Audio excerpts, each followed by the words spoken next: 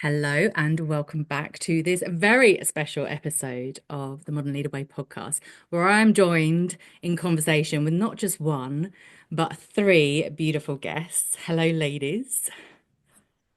Hmm. Hello. We are Hello. going to get straight into it with some introductions so that we can get into the conversation that we're here to have today. A very important conversation. And actually, before I get into the introductions, I think the reason I've hand selected each of you to be here in this conversation with me today is because you bring your very own different and unique experiences. And you also have this one common thing I feel in common, which is your massive heart and your compassion for humanity. And really, I am very excited about the beautiful conversation that's going to unfold today. So thank you for being here. And with that, why don't we go to Megan? Why don't you just tell us a little bit about yourself, brief introduction, what it is that you do in the world, where you are in the world as well. Hmm. Thank you. It's so lovely to be here with all of you. So I'm Megan Kate Clinton, and I am in Cape Town in South Africa. And I have been working as a therapist for nearly 2 decades now, working in private practice, and more recently stepping into training coaches and therapists.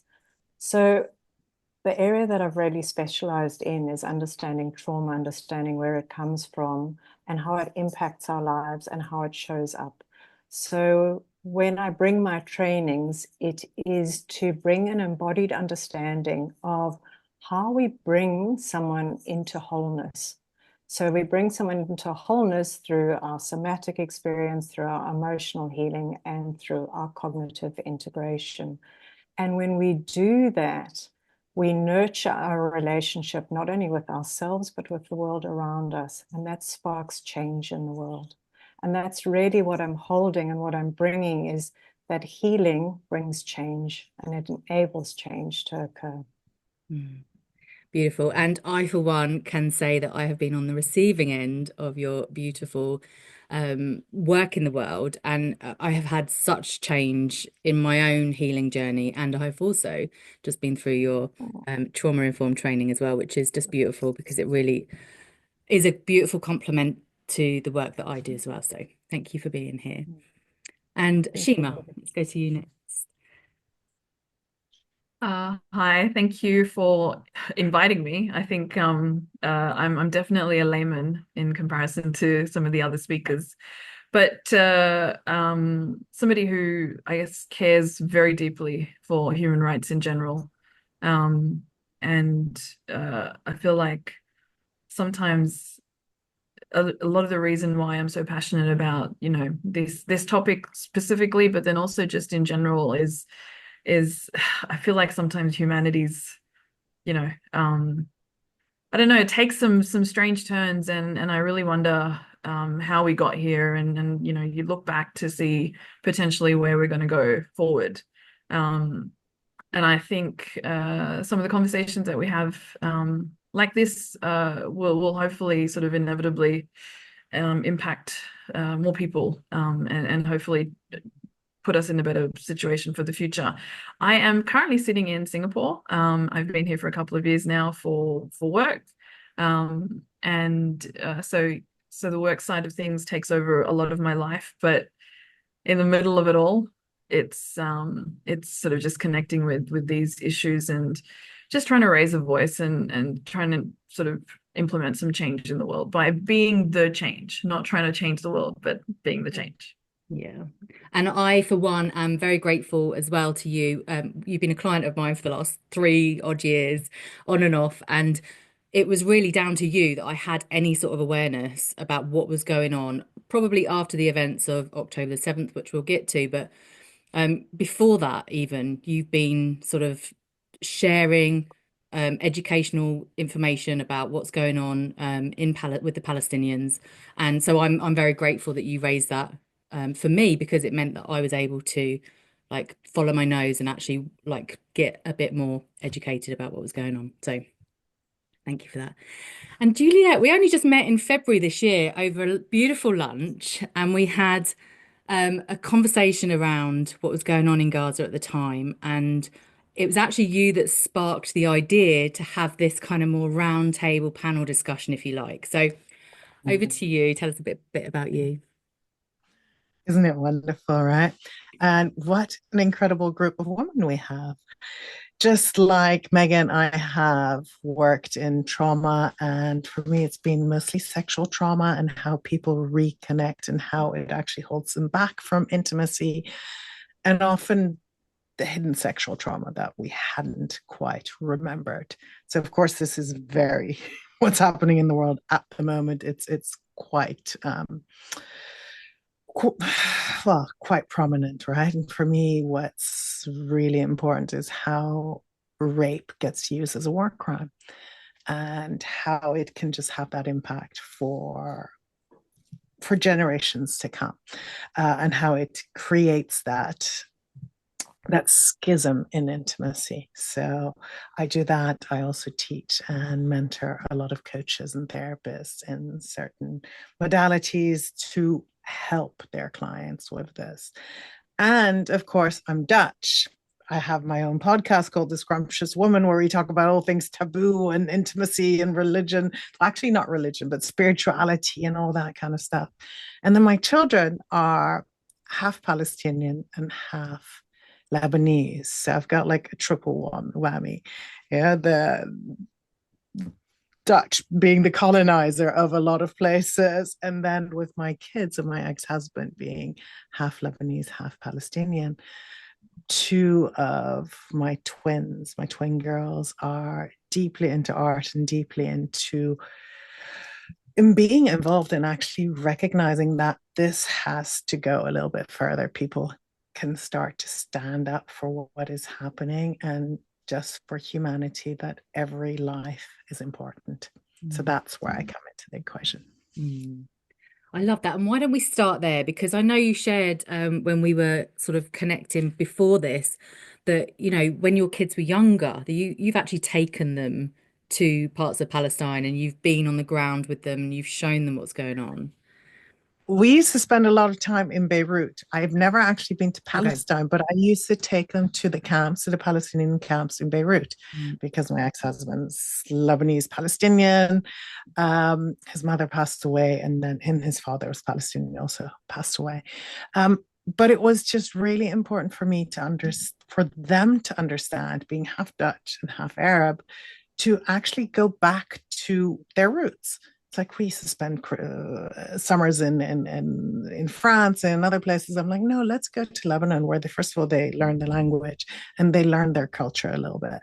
And for me, it was really important for them to understand how privileged they are, because first of all, they look white. Yeah, we're a mixed marriage, but they do look white. My ex-husband looks very white, very Jewish. Actually, he always gets mistaken for that. And so we've flown under the radar a little bit in the UK of the racism. And I wrote a post about this not so long ago. But it was important for me that they understand what Palestinians go through when they live in Lebanon, where they have no nationality because they don't have a passport, they can't travel anything, they can't work in most places because they're not allowed. They're not allowed to own property there. It's you really kind of see, it's like, oh, there's class A for this, and then class B and C, and a little bit like South Africa, I'm sure, during apartheid, where you just kind of saw like, oh, so not everyone is created equal. So yes, they used to come with all their gifts. We'd go to the camps. They'd have my husband there who would kind of like translate, but it made an impact on them. And this is probably as of the age of, the girls must have been 6 and the boys 8 and 9. And ever since that, they've just really loved it. They wear their Arabic thobes once in a while, like not always, but when they go out, they'll wear something with embroidery that actually shows where they're from. And fast forward, this has really become one of my daughters is an artist. She's completely moved from doing paintings to really making an impact with her art. And it's all been about Palestine these last 2 years. That's so beautiful. And I guess it had an impact on you too, in terms of like, what did you see with your own eyes when you were there? You see how many people are stuffed into a little room, having so little and yet wanting to share everything with you. You get invited in with tea and everything is like, I really had to watch myself. If I'd say, oh, I love whatever, if they were wearing some jewelry or I really admired something, they take it off and give it to me. I'm like, no, no, no, no, no, that's not what I want. But it humbled me. It humbled me that the spirit of these people that have been,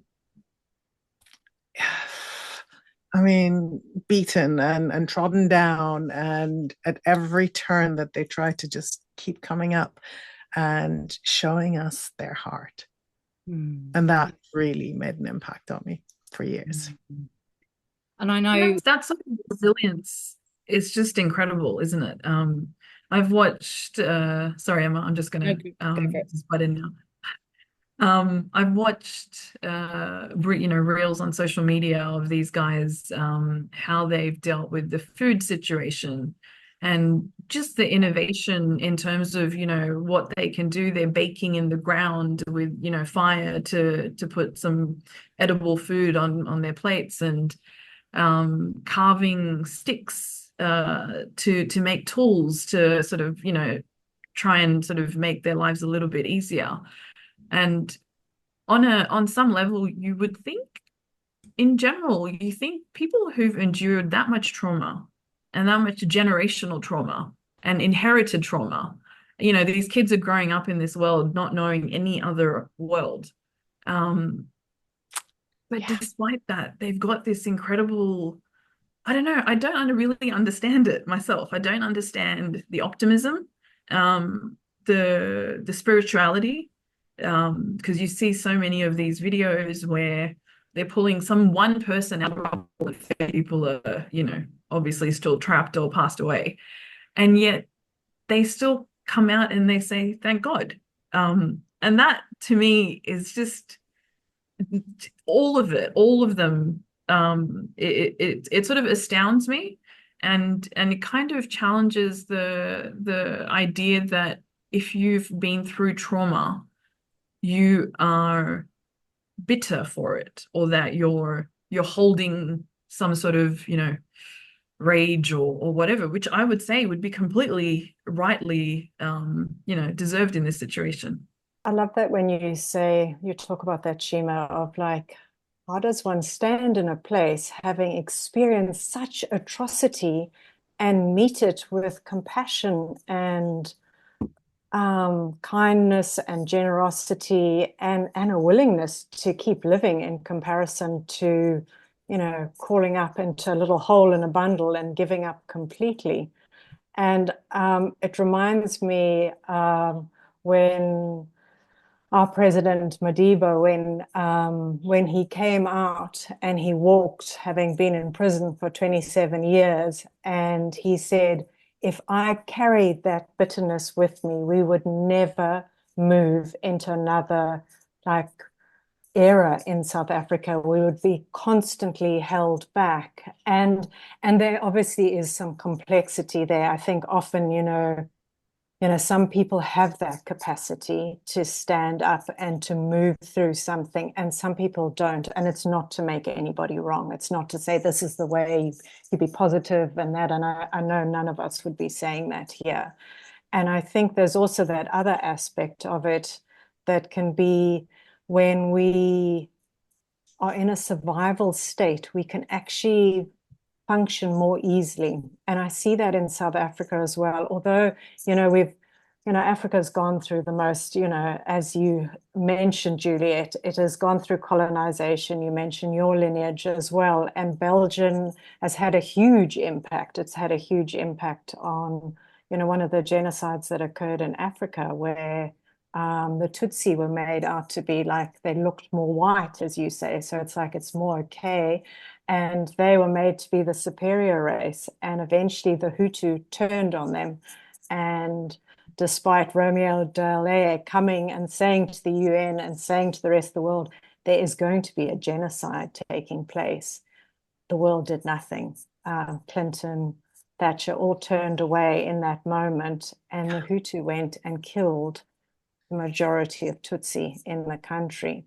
And it's when when we're talking about trauma, there is so much complexity. There's so many layers of, of what we look like, who we are, how we behave, that who gets to actually even make it into the media. There's some real complexity. And I think one of the things that really helped South Africa, and I know South Africa has gone to other countries in the world. I think the Truth and Reconciliation Commission, how it was structured, was taken to Northern Ireland as well, and actually transitioned them through. But it actually got us through something without civil war.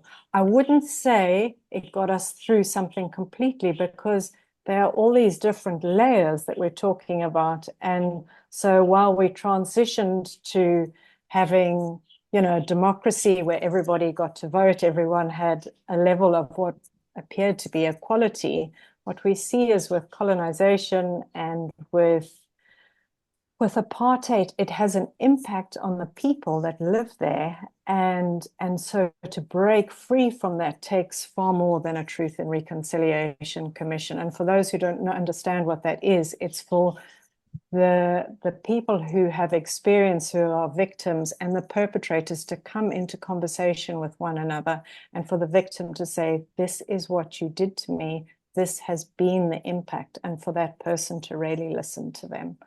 And there's, as we know, there's complexity even in that, of what our capacity is, even as a perpetrator, to really listen to whether the healing is impactful or not. Gosh, yeah, there's so many ways we could sort of come off of there, but I'm thinking just to bring it back to what's going on in like Gaza for now, and we will come back to the trauma piece for absolutely, because I think that's a big part of our conversation. But you mentioned the media as well, right? Like, I do not watch any mainstream media. In fact, in my corporate days, I felt like I should, just to be able to have some conversations around the dinner table, and really struggled to ever, because I just didn't feel good anytime I read the news. So there was a part of me that knew I couldn't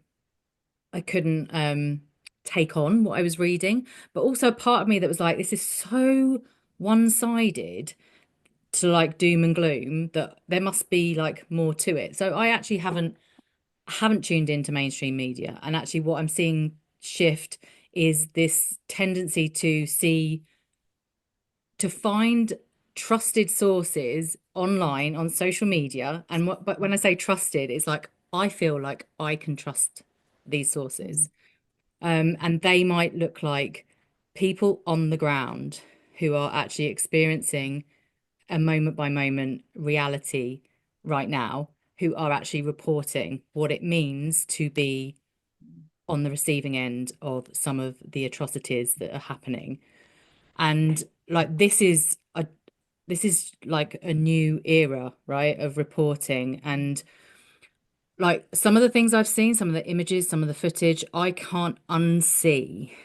And yet, whilst there is I follow many people now on Instagram, for example, that don't show up in my feed because it's not something that Instagram is showing me for whatever reason. So I actually have to go and look for the information that I want, because it's not shown to me. So we have all these like all these things that are happening. So we're getting a very biased, one-sided reporting from the Western media. What we see on TV is not necessarily the whole truth and nothing but the truth.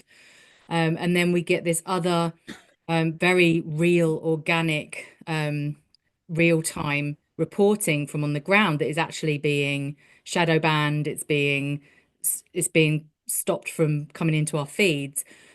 And whilst it's horrific to see some of this stuff, it's like I think it's the first time I've actually realized my privilege and my naivety in terms of like what actually goes on in the world.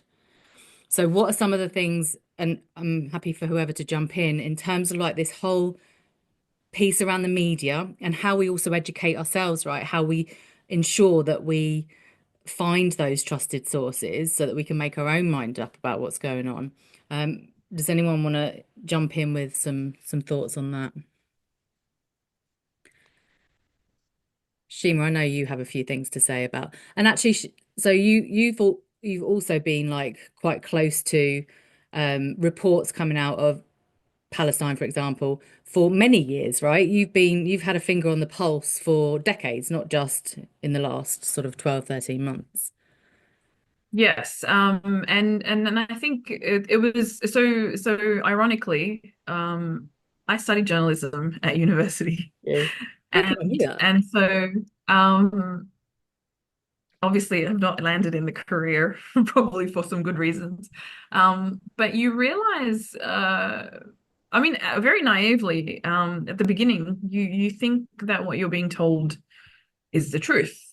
This concept that if they're showing you the images, if they're showing you the videos, if they're, but they're reporting it in a certain way, that must be the truth because it's live and it's, you see what's happening. And then I think what Palestine taught me very early on was that actually no, because the reality on the ground is quite different.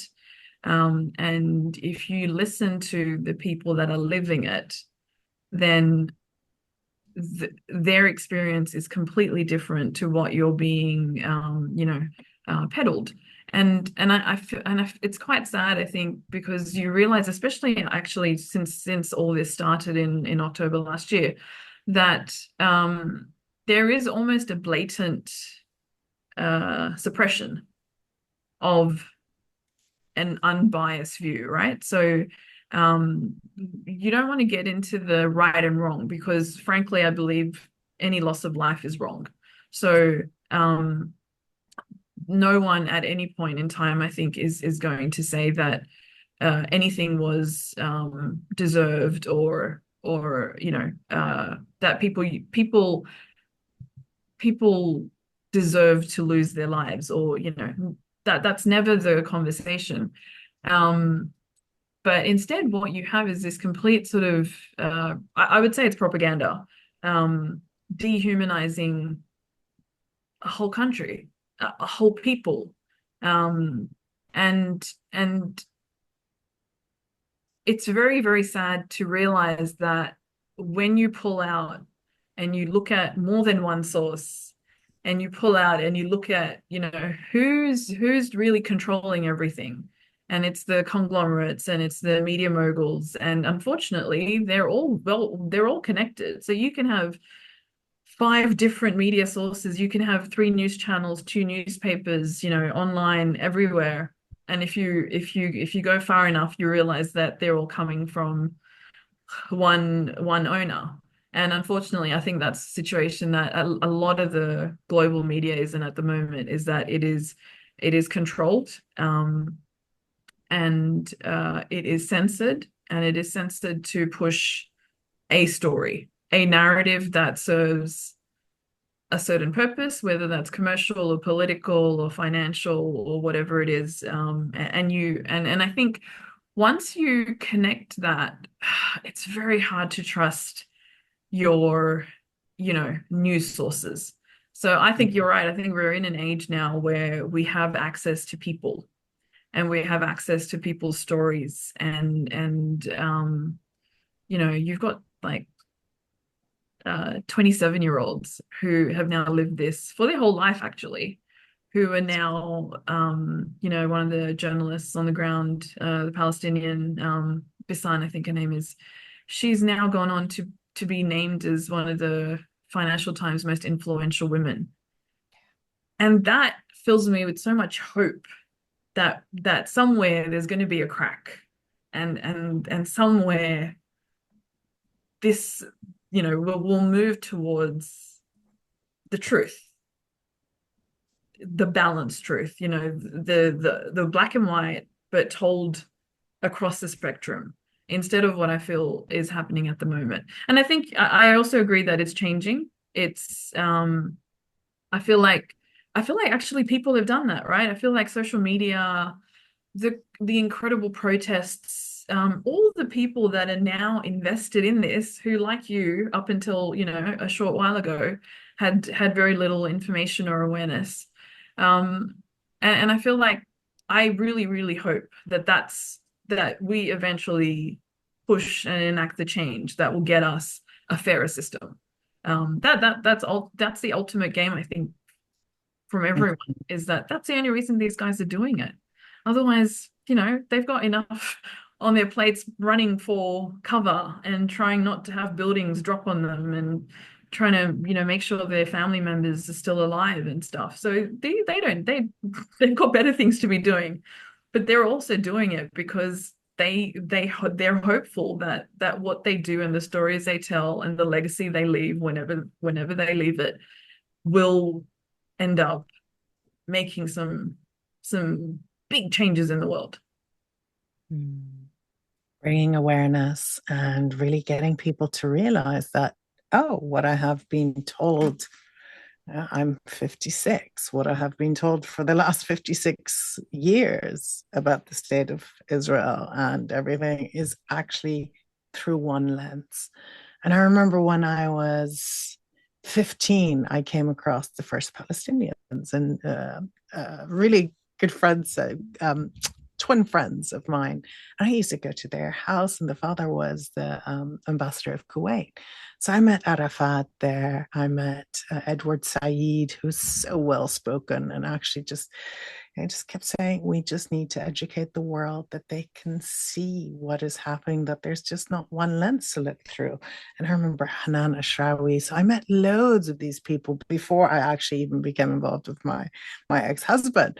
So it's like, oh, so all this stuff that I've learned through, and of course of Anne Frank, and then the whole Holocaust that we were taught in Holland and in Europe so much, like, oh my God, we can't say anything against the Jews. And it's not like we were, but it's how that got tweaked, that anytime that you made a remark or you questioned anything that the Israeli government was doing, it was like, oh, you're anti-Semitic. So I've been on the brunt of that for quite some time now. And really recognizing that it doesn't have to be one or the other. We can be completely pro-Jewish, pro any human life, and still call out what we feel is injustice, injustice anywhere in the world. And one of the things that for me in my personal life is, one of my ex-husband's aunts lived in Haifa, which is not in the West Bank, which is not an occupied Palestine, which is she was married to an Israeli. And yet her treatment in Israel as a Palestinian woman who was born there, before it was proclaimed as the state of Israel, was very different. She didn't get access to the same hospitals.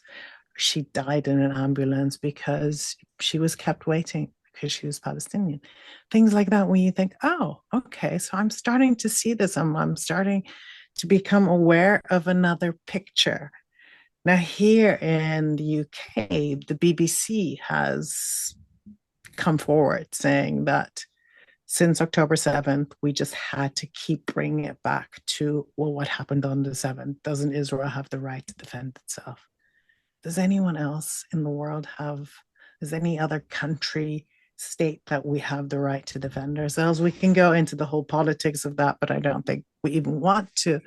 But it's just like, that's what it had to be kept coming back to. And if you just look at the last 70 odd years where we have been fed one narrative, and now it's like, oh, with social media opening up, or it's like we start becoming aware of other things. The film Israelism was a massive eye-opener for me as well. Why people think a certain way, and especially Jewish people in the States, what has been taught to them. And then when they go to Israel, and they're actually like, oh, there were people living here. Oh, this is apartheid. Where it creates that change of like, let's just look at more and become aware of it. And it doesn't mean that you have to go and immediately become pro this or anti that, but just become aware of it and notice within yourself, where does that feel uncomfortable? where does taking a stand feel uncomfortable? Even taking a stand for humanity, for everyone has the right to live.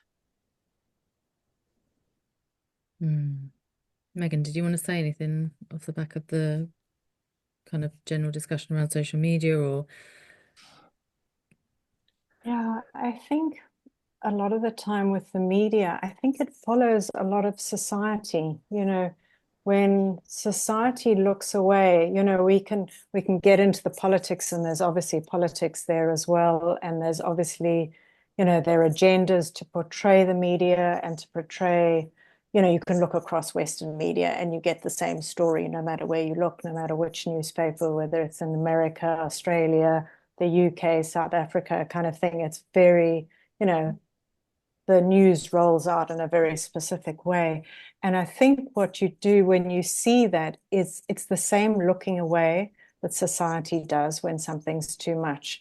It's because we have structures in place, and the media is one of those structures, which is a traumatized structure. It's been put in place by traumatized people, and it has a traumatized view then of the world, which is to go, this can happen, and that doesn't get spoken about. And then sort of fairness, equality, all of those things that would be naturally entrenched in a society that had integrated history, that had healed its past, would be able to communicate like that. And then we would see a media starting to communicate like that. So I think so often we can get into like the content of what's happening around the world and go, but why is this happening and what's going on there? Whereas when we actually step back and start looking at the process of what's going on, and we understand what drives processes like that, it makes it easier to find ourselves in kind of commonality, to find ourselves in a basket where we all go, we want this in the world. And if we want this in the world, which is equality and connectedness and care for those in the world, what does that then mean? That then means kind of collective healing. It means systemic trauma release, so that we can have what we desire in the world. And then that changes these traumatized structures, because the people that put them in place have healed, and then the structures look profoundly different. They look interconnected. Do we see this happening in our lifetime? This healing on this scale? I think at the moment we face a polycrisis in the world, and I think the genocide we see here, I never in my life expected to see a drone go out with a child crying as the sound, so that when people are drawn out and the hair just goes up on the back of my neck, so that individuals reaching out to save a child then get shot down, or sandbags, labeled as flour to people who are starving being delivered, and somebody who reaches out.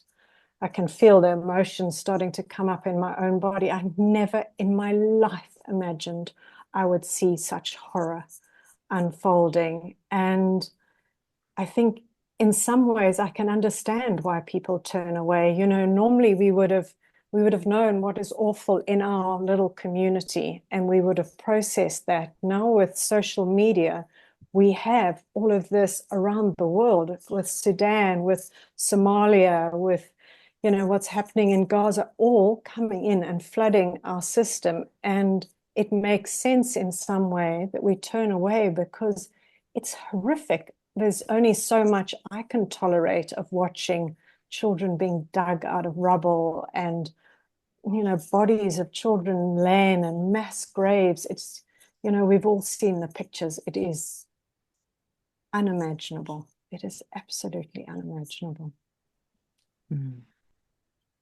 I think people also, I completely agree, Megan. I think this what else can you do, right? Like you're faced with this day in, all you have to do is open any social media, especially if you're following, those accounts. You can't, what do? You can either confront it, acknowledge it, which I think on some level is probably harder than, because your view of the world really changes. And I think some people find it much easier to compartmentalize that this is happening in a remote place somewhere super far away, will never impact me. That's not the world that I live in. That's not, my reality. My reality is everything is good, everything is safe, and I think I was reading a social media post this morning, actually, from a Palestinian account who was making a comment about some interaction she'd had with somebody else who seemed almost completely oblivious to what was going on. And it turned out in the course of that conversation that this person had intentionally unfollowed all the accounts, and in fact had I don't know, whatever it is, to mute them or whatever, so that she wouldn't see it. So that was an actual active sort of thing to say, I can't handle this. Or rather that it's in this case, it seemed like it was a bit more callous, and it was probably more about, I want to live in my world. I don't want to entertain the idea that, or it's too much to handle. And so I kind of, on some level, I think I empathize with that person as well, because it is a lot. It is a lot, and if you carry the weight of it, then it definitely it's like will become very heavy, and some people obviously can deal with it and some people can't, and I think the key there is that you're not actually asking, or at least actually not even from us asking, they are not asking you to change your life. They're just, all they're saying is listen, understand, educate yourself, break the chain, and I think that message, I think sometimes is hard to get through, that no one's saying to you that suddenly you have to abandon everything and change your life because of these atrocities, and I think equally you realize that it's not just Palestine, right? There is a lot of stuff happening in many parts of the world, things that have been happening for a long time. Sudan is a perfect example. We've got historic sort of ongoing atrocities over there. There's parts of the world that have never really come out of like army control and horrible, horrible things. I think Palestine was almost probably the litmus test a little bit to sort of go hold the mirror up to the world and say, you need to acknowledge that the world is not working in the way that you think it's working, and that it is probably a far more unfair place than you thought. And I feel like once people get to that realization, then that's then a little path to sort of maybe change it for the future. But I completely empathize that it's overwhelming to try and deal with in the instance. Completely. And I remember speaking at the Royal College of Art last year with some of my daughter's friends and university students that were like, it's so much, I am getting depressed. So also to give them that permission, it's like, hey, you can mute some accounts, or you can just take social media off your account or really limit it. There are so many ways of doing it. And how often are you actually checking in with your body? How often are you checking in that you're breathing, or that you're holding yourself tight, and giving them the tools to get back to themselves? Now, I've noticed also in the coaching industry, a lot of us are coaches or mentors, and it's been difficult to take a stand, and being called out for my stand. And then yesterday in my mastermind, I had written a piece on what will you tell your grandchildren if they ask you what you did during the genocide. And I've tried to explain it from my side, and just to say, do what you can, but silence is deafening. And one of my mastermind ladies, who's an old client of mine, and She said, I was so touched by it and I wanted to share it. And then I didn't share it because I have a lot of Jewish friends and I don't know how that would be taken in the community that I'm in here. And she said, I'm so sorry because it was written so beautifully and I wanted to share it. And I said, I don't want you to share anything that's not on your heart, but this was written exactly to bring awareness and to just notice, like, oh, where may we have been silent because we're afraid, we have that fear.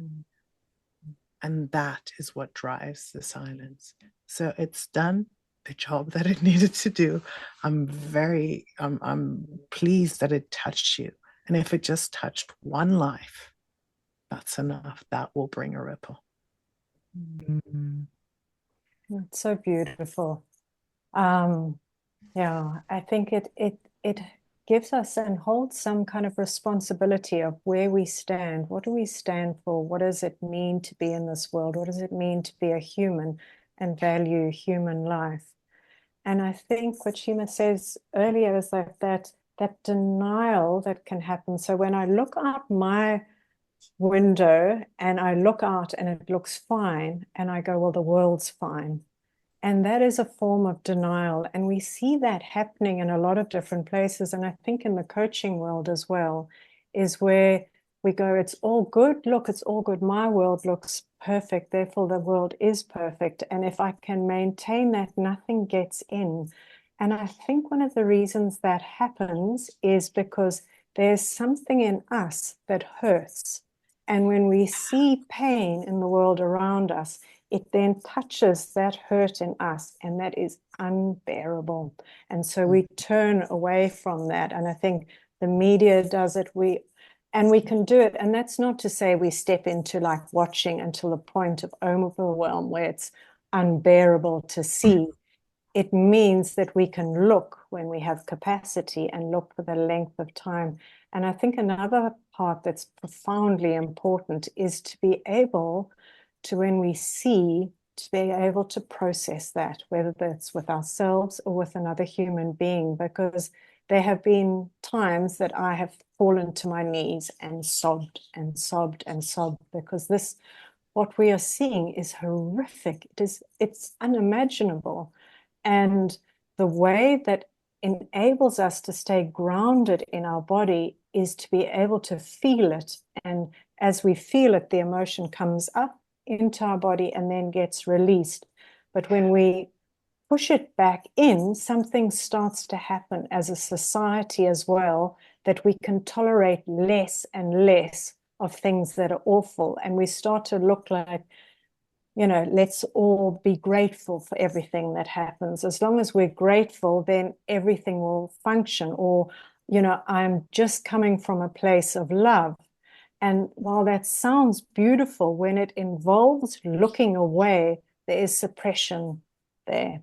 There's suppression taking place and something's getting locked in, because we can look towards horror and we can say no, and we can say it with love. So when we say a loving no to something that's happening, it's like, I'm not willing for this to happen in the world. It's not from a place of activation. It's not from a place of, anger or fear or whatever. We can hold all the emotions, feel them, and then say, no, I'm not willing to stand in a world where people are treated like this, where they're hurt, where there's racism, where there's genocide, whatever it is, that I stand in my full no with that.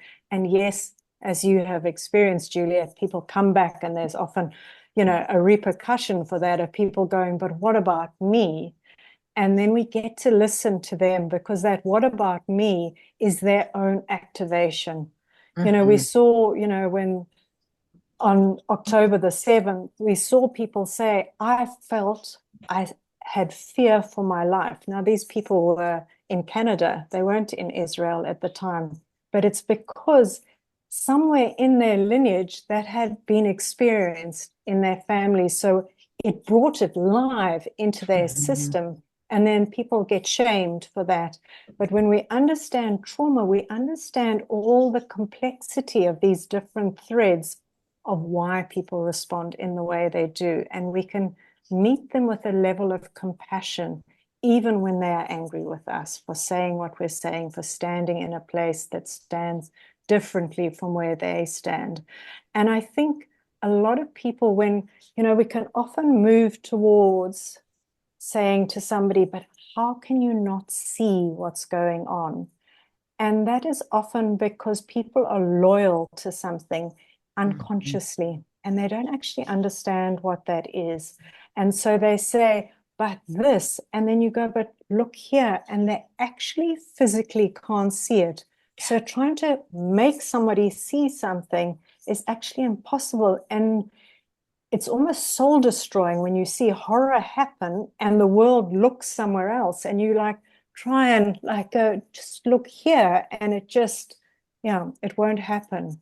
And that is because of that unconscious loyalty they have to whatever it is. It's like we were an injured people, therefore we get to protect ourselves, whatever that is. And when we understand that, then we can hold those people differently as well. It's so important, that piece. What the subconscious also plays in the role that it plays, right? Where you might have come from a country that had famine. I have this client who came from a country that had massive famine, very wealthy, very well to do, and she is very thin and she cannot gain any weight. So we actually brought it all the way there and back to that. And it was like, oh. But what you're talking about is also that if we go back to where we were in our tribes, that we were afraid to leave because we would die. There wouldn't be money, there wouldn't be food, there wouldn't be shelter. And we all carry those imprints. So it's the awareness to that, to rewiring our capacity for change, our capacity to even look at social media, to look at and start becoming aware, having a different perspective of all of this. It's so multi-layered that this conversation could go on for hours and hours. Yeah, absolutely. Totally. I was thinking, like in the early days there, or even now, there is so much pressure, I feel, for those that have not turned towards, not had a view, not said anything, not shared anything. It feels like there is potentially a lot of shame and guilt that is building in those that perhaps feel like they should have said something or done something before now. And I feel there is there is that like that push and pull, I guess, that you get with this, like we expect our leaders, for example, in the coaching industry, are the people we look to as leaders to have a view, to take a stance, and to tell everyone where they're at and to give something for others to follow or not. But there is just such resistance to doing that, as you've like for some of the reasons you've already mentioned. But with that, I imagine comes either a lot of shame or just kind of almost growing resistance to just be ignorant to what's going on, right? Just to really not even open just a little bit to what else might be going on out there because the shame is too much to hold. So on a real personal level, there is like that. Yeah, I think what we're seeing is this real pressure for those that haven't spoken out to speak out, and then that growing shame that's going to be circulating amongst people that haven't yet spoken out. And I also feel like when we look at other world leaders that are in power who have a single narrative, despite the growing numbers of voices that are coming in with a not an opposing, but just a like another world view, right? How like how long can we survive in a society that is led by these people in power that have this single narrative that is becoming, I don't know, just you can't have any respect for it. If you had any in the past, you can't have any respect for it moving forward. So, like, where do we go from here in terms of like people in power, society, like all that kind of thing? I don't know if that makes any sense, what I'm trying to say there. I think it requires profound collective healing. It's really the only thing that really changes anything, because what we see even in the American election is that unconscious loyalty. So Trump used that very effectively. So he streamed in those messages into, we all know how our social media kind of, our feed gets, you know, streamlined very quickly in a certain place. So it's very easy to figure out what message different people need to receive. And when we feed into that kind of unconscious loyalty and bias, we quickly manipulate the world into a certain way. And that is so easily done when people have unprocessed trauma.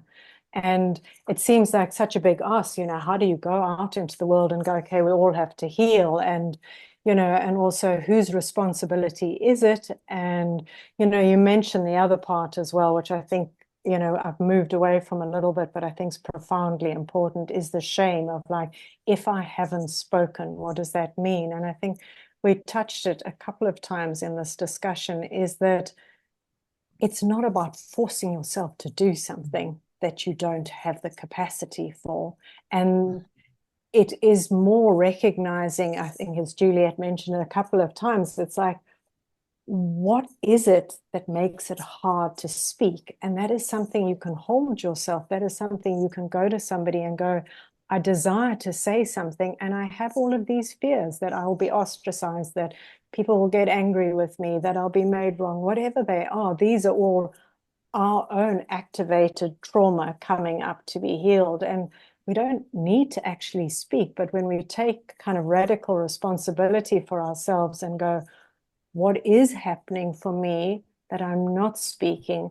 Because when we shame ourselves, we just freeze. Something gets locked away and we can't actually do something. But when we actually allow ourselves to soften into the emotions that are coming up as to why we haven't possibly spoken up or done something, whether it's about inequality or racism or climate change or genocide, whatever it is, there are a lot of areas we can speak and not speak. That I think that is where change becomes possible, when we take radical responsibility, when we don't do something and we desire to. It's obviously a lot more complicated when it's unconscious. But for those people who have desired to and haven't, I think there's a real opportunity there to go, what is it in me? And I think those people are possibly they talk about change in that bell-shaped curve, and it's that 3% at either side that moves society. It's not inside the bell that moves society. And I think the more people that heal, that little edge starts to move in a certain direction. And I think it's, collective healing when we do it in group spaces, in circles. It can sound really hippie whether we do it personally, but it is actually what brings change into the world. Beautiful work, this unshaming and circles and bringing this to the world. We can alchemize that shame and move through it, and then we can take action for what feels right for us. And everyone's individual, right? I think there's also that element, which isn't, this is not the first time that it's come up, is that helplessness. That what can I as an individual, I have bills to pay, I have kids that are running around rampant, I've got, whatever else going on in my day-to-day life.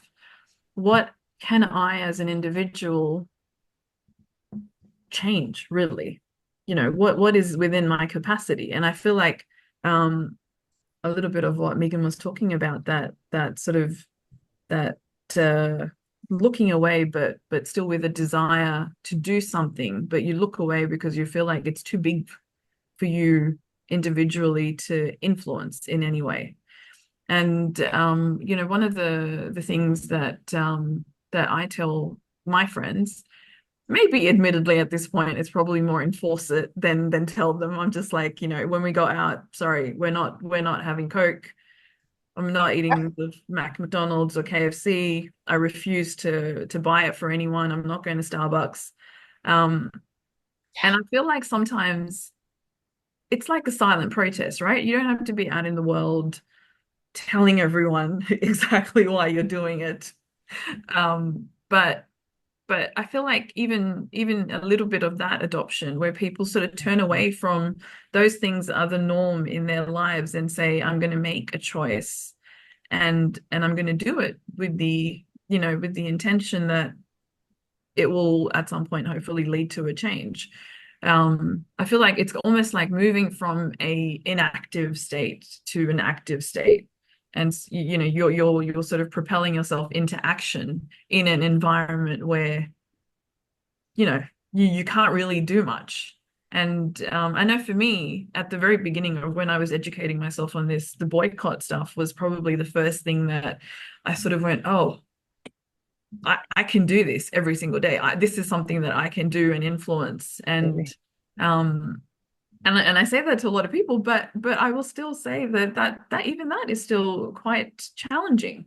And I think Megan, you probably covered it earlier that it's again, it's the reality that you don't want to confront, because if you say I'm not going to drink Coke or I'm not going to go to Starbucks, you're acknowledging what is going on behind the scenes. And I feel like even that is difficult to for some people to fathom, or to just to come to the internally understanding that that is actually what is happening. And this is how you can make a change. And I feel like um something as simple as that is probably too radical for some people. But I also love where actually we have seen what a change it has made not to drink Starbucks, and also just to bring people aware of it. When they hand me a Starbucks coffee saying, I'm sorry, I'm not drinking that. It's like, oh, why not? And then you just explain a little bit. It's like, oh, I wasn't aware of that. Or when my partner came back with a certain brand of washing tablets, I'm like, no, I've just seen that they actually sponsor the IDF, and on videos they are there with their washing machines while the IDF soldiers are laughing at killing Palestinians. That's not on for me. I will never ever buy them again, although I've been loyal to them for 10x years. And he's like, whoa, I didn't realize. I'm like, no, but let's just start looking at our daily consumption. Where do we buy things? What do we do? And you can also take that to extremes. Like, well, I can't buy anything anywhere anymore because everything has that. And it's like, okay, so do what you can. Like, don't buy at certain things. Don't, like you said, don't go out to dinner here. Don't support other things, and just kind of like see where can you start supporting smaller shops. Like, I like buying things locally because that means I'm kind of like supporting the people close to me. Where can I support a Palestinian olive oil company and buy their olive oil instead of buying the Spanish ones? It's those little things that do make a difference. And I think it's so important that because as you say, Shima, as well, is like to step out of that inaction, where that frozen state of like, because you feel waves of it almost, because you see like, marches, rallies, and they start to come up and then everyone does it. And because the world meets this movement with the turning away, people just get exhausted. And it's like, how often can I rally myself to actually move in this direction? And so these small things are actually profoundly important because they give us that sense of agency, which is one of our core human needs. And, you see in South Africa, the sanctions is what tipped it over the edge when, like, entitled white people couldn't get their rugby team to come and play in South Africa any longer. They started to actually look up and go, oh, actually, maybe something's happening that shouldn't be happening any longer. And as horrifying as that is to know about humanity, that it actually is only when you hit, the pockets of corporations, of industry. But, I have deep activist roots, and, we have done corporate, campaigns where, you get people to boycott certain products in order for something to change, and industries change much quicker than governments. So one should never underestimate the impact we can have by just even a few people starting to do something. Even a slight movement, you'll watch an industry start to change because they can see where people are starting to go. Because again, with that bell-shaped curve, they're watching that 3%. And if that 3% moves, you don't need everyone to boycott them, but just a few start going, then Coke or Starbucks start saying to government, hey, this kind of messaging is not working. This is not working for our company, and things start to actually change. So one actually has a lot of impact with making small choices of how we choose to buy.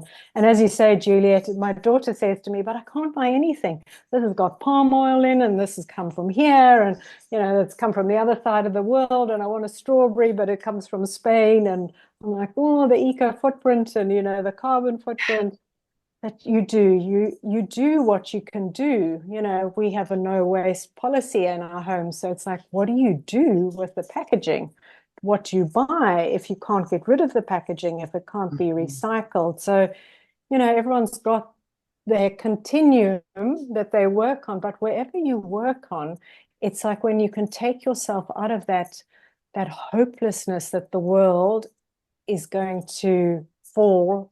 Or I've been very involved in climate activism as well, and as a scientist there, and how do we hold this despair that can come up, and how do we resource ourselves by doing? And I don't believe should fall on individuals as well. This is a government responsibility as well. Individuals can do a profound amount, but actually leaders, corporations, governments do need to step in and take responsibility for this polycrisis we face in the world.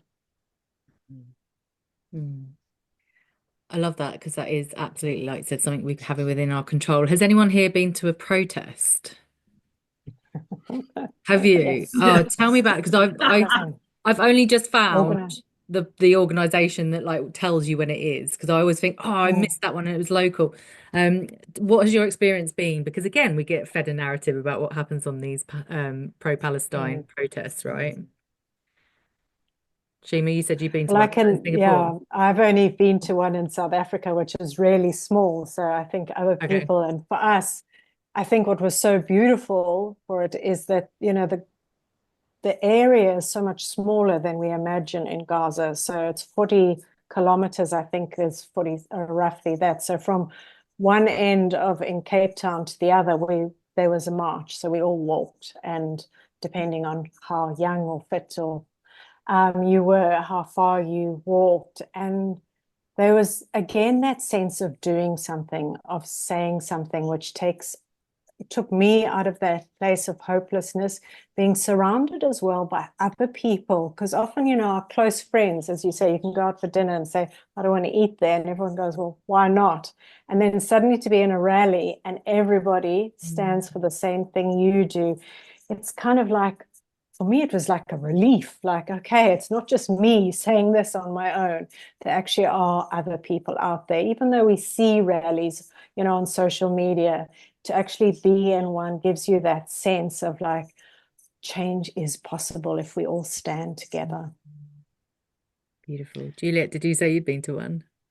Oh yeah, I remember taking my children when the girls were probably 4 and 5. The girls were 4, the boys were 5, 6, and 7, and I took them to protests by myself. We were like, whoa, with your 4 little children, they've made their own little signs.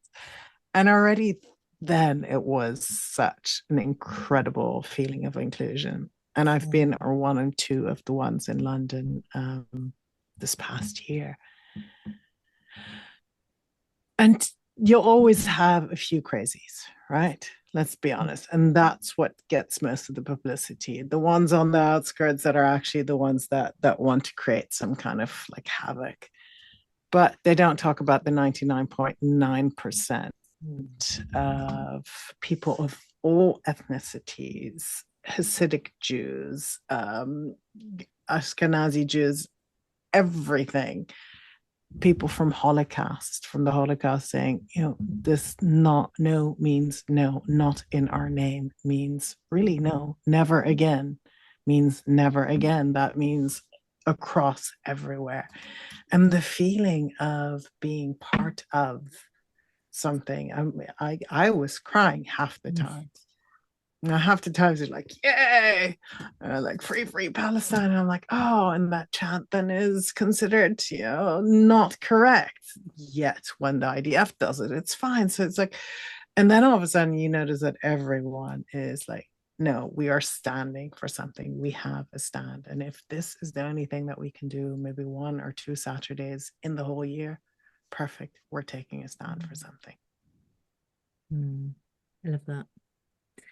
And is there a feeling that like the younger generations coming through really have more of a finger on the pulse, and like also they are leading with their hearts, right? And that they're taking a stand and saying this is not on, and like this is not the world we want to live in. And you said you've got your daughters are 23. Yeah, my girl, my twins are 23 and they're very active in the whole Palestine thing. Zena is in her college and her university. She's leading that. Her art is all about it. Today she wrote a letter, like if I was born in Gaza, 23, all I would have seen. And then she writes a whole poem about it. And it just brings it back home. It's like, oh yeah, you're 23. All you know in Gaza is being besieged. And yet so many beautiful things came from it. So many people turned to photography or turned to art or showed the beauty that was even in these quite dark circumstances. So I see a lot of youth really are taking their stand and saying, no, we just like if we go back to the Vietnam War, it was mostly the youth, the younger generation that stood for something and that created that change. Yeah, I have to say, I think being a kid now, or sort of growing up in this environment where you are pummeled with information. I would not trade my ignorant childhood for that because I feel like we kind of, you obviously like there are other things to be thinking about when you're growing up and everything, but the responsibility that is on the shoulders of the new generation is incredible. Every time I see Greta Thunberg, every time I see her, I'm just genuinely like, I mean, she's got a legacy already, and she's not even, I think, out of her teens. But the just the sheer responsibility of essentially fixing a generationally inherited mess. I have a lot of hope for these guys because I mean, even on social media, you see kids who have grown up in Israel, and you see kids who have interactions with other kids on social media, and they're saying, well, this is what I've been told. I was told that. I remember looking at one reel where there was a very young child, very young kid, it was probably 12 to 15, who was saying, well, to another guy that, well, don't you know that Palestinians had Israelis as slaves? And that's the history that that kid had been taught. I don't know where that information came from. But suddenly, in the course of that very short reel, this kid was definitely like, hold on, what are you telling me? Because on the other side, the other person was like, that's blatantly not true. This is pure falsehood.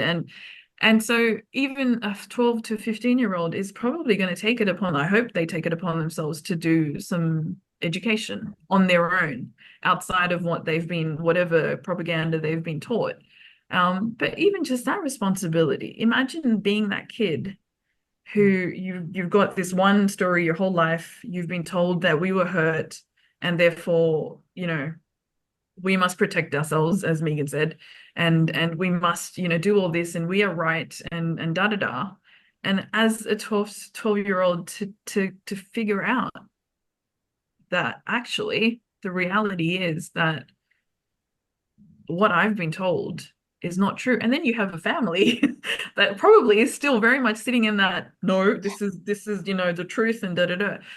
And so all the big change happens from within, right? I think we know that. Like, I mean, even in apartheid, right? If it wasn't for white people sort of saying this is wrong, nothing would have changed. If it wasn't for men saying, hey, women should have some rights too, nothing changed. And so I think the response that, I have a lot of empathy for someone who's grown up in that environment, has their whole life in front of them, and is potentially now realizing that they've grown up on lies and make believe. Why? For essentially, I think you can connect the fact that it's political gain or it's financial gain or whatever it is, but that responsibility is just incredible. And I mean, I feel like just based on sort of the limited reels that I watch, there's some hope. There's some creeping hope that, these kids are growing up, the ones that are already activists like Juliet's daughters and all the other kids. I mean, even my niece and nephew are, sort of getting more and more involved.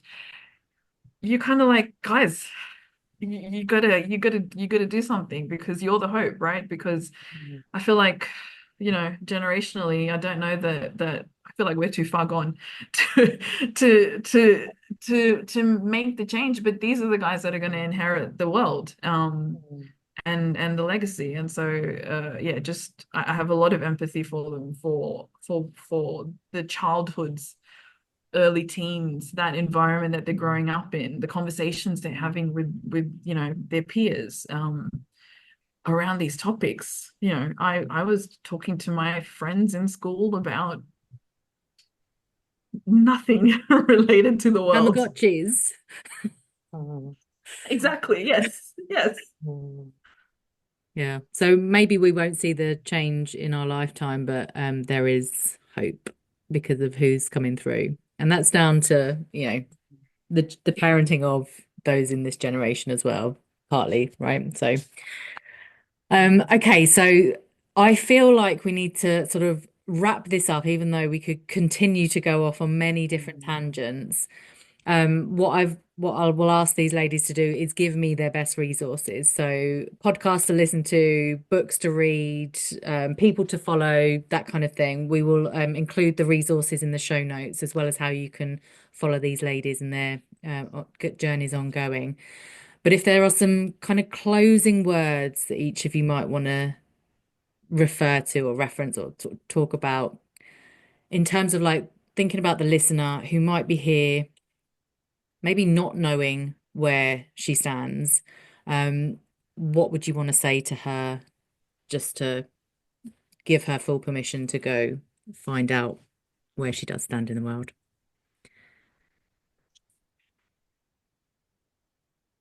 I will just say very quickly that the only thing I can say is that actually already what the other two ladies have already said, that you change what you can.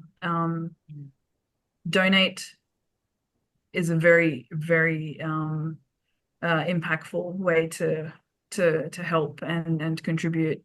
Boycott is within everyone's power, and educate yourself, and and speak about it. Megan? Yes, without repeating those great suggestions as well, I think go gently with yourself, because it takes a lot to turn towards atrocities in the world. And I think one of the most profound things we can do as well, alongside all the action that we can take, is to look at what comes up for us, when we look towards something like that, so that we can take radical responsibility for ourselves, whether it enables us to speak more, say more, do more. That's one thing. But also, even if we sit with what we see, to be able to actually feel it when it happens and allow ourselves into feeling more of that and allowing more of that to go through. Because even though we do it for ourselves, something happens when we heal individually. It does actually ripple out into the world and how we speak, how we respond to others in the world, and how we are in the world. Beautiful. Julia? Not much to add here, except that my company, my brand's called Feel Fully You. So I encourage people to actually feel, to start becoming aware of emotions that are challenging. What's happening in your body? What body sensations is this bringing up? To reach out, to try and find a group, and really to bring awareness of what's happening in yourself as you are turning back into what is happening.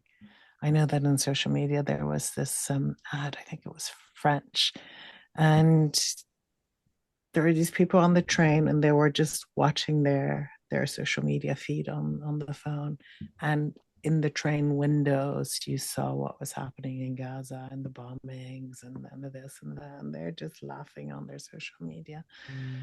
So beautiful awareness of what's happening, and be gentle, like Megan was saying. Really start being gentle with yourself, and what are maybe one or two little things that you can stand for this week, and then slowly start building your capacity, because that's just one thing I see people blow themselves out, that they try to do too much too soon, too fast. Go slowly. Start reading some books. Like I know that that's the next question that you're asking. For people that want to actually just look at Israeli scholars that have spoken about this for years, Ilan Pappé, Noam Chomsky, there are so many of them that actually, if you want to take it from an Israeli point of view, that they have opened their eyes and they're like, oh, we've seen that it's actually not what we have been taught. Do it that way. Start looking at that, then start looking at what are some of the Palestinian writers, that maybe just some of the poems that they've written, if you don't want to get into the politics, maybe some of the art, what some of the music that moves you, and start taking those little steps into what moves you. Beautiful. And I think hopefully what we've kind of demonstrated through this conversation is there are safe spaces for you to bring your whole self, wherever you are, wherever you stand currently, whatever you're holding, to open up a conversation and to just be curious and ask questions and, bring whatever it is that you have, that you're holding. So I want to thank each of you for doing just that today, for the beautiful conversation, for all the sort of strands that we brought in. And for anyone listening, thank you for being here. And if there is anything that you want to continue a conversation with, then please do feel free to reach out to myself. I'm sure the others will also be very open to furthering a conversation. And yeah, thank you again for being here. And hopefully this just, if nothing else, it gives you, again, that little bit of hope, and also enough information to kind of empower you to know what to do next. So thank you for being here, and until next time, take care.